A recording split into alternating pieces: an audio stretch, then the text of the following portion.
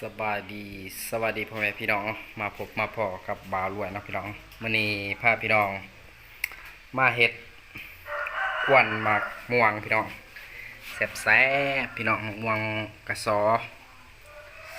สุกเหลืองจากต้นเลยเนาะครับห้องว่าแซ่บแน่นอนน่าจะได้เครื่องหมอเนาะพี่น้องเนาะทาเบิ่งตอน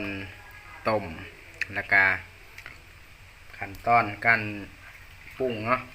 เราจะใส่ยังไงเนาะนี่ครับห้องว่าแสบแน่นอนอันนี้ขั้นไปที่บ่ทันแล้วเนาะแต่ว่าขั้นแล้วเนาะครับห้องว่าแสบแน่นอนขี้มือพร้อม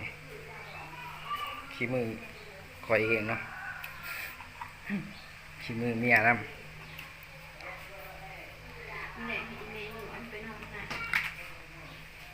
เดี๋ยวสิทายให้เบิ่งตอน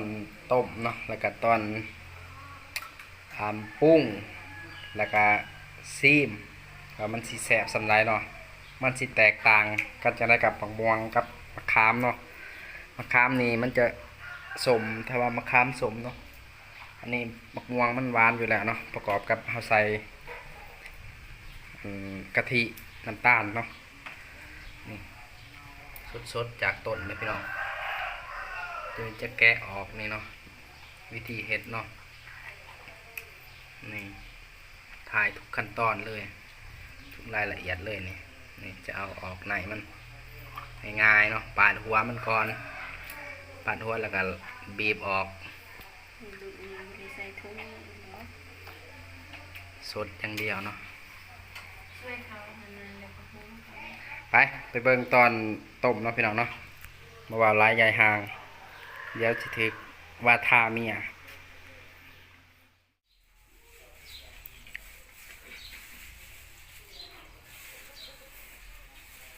เดี๋ยวเรามา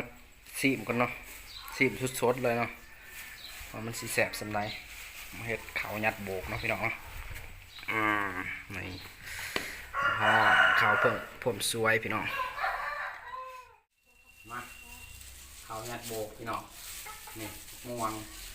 ในนี้เขาเนาะในนี้ล้างนี่เป็นม่วงพี่น้องแสบๆเลย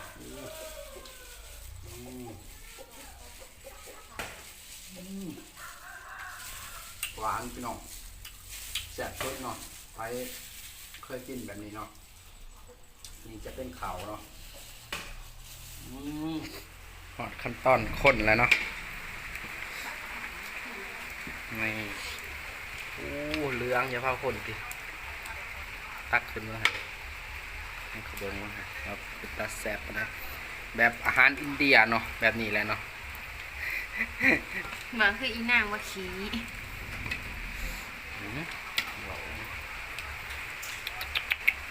จะสิได้ลายปันไดเนาะบูเนาะน้ำมันบกเหลือแต่ตอนก็คือสิได้บลายเดี๋ยวเนาะมันปุกหนึ่งก็คือมะขามเลยเนาะพี่น้องเนาะนี่เบิ่งหน้าคนเฮ็ดยิ้มในเบิ่งยิ้มแน่ยิ้มให้ FC เบิ่งแน่ตักเอาลูกนี่สาวก็มาเอาแกงหน่อไม้ใช่ค่ะว่าเล็กเพชรจะดีแกงหน่อไม้คอยช่ำนี่แหละคนมา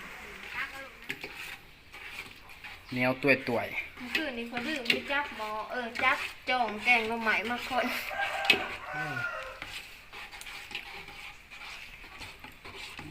แซ่บเหนียวตุยพี่น้อง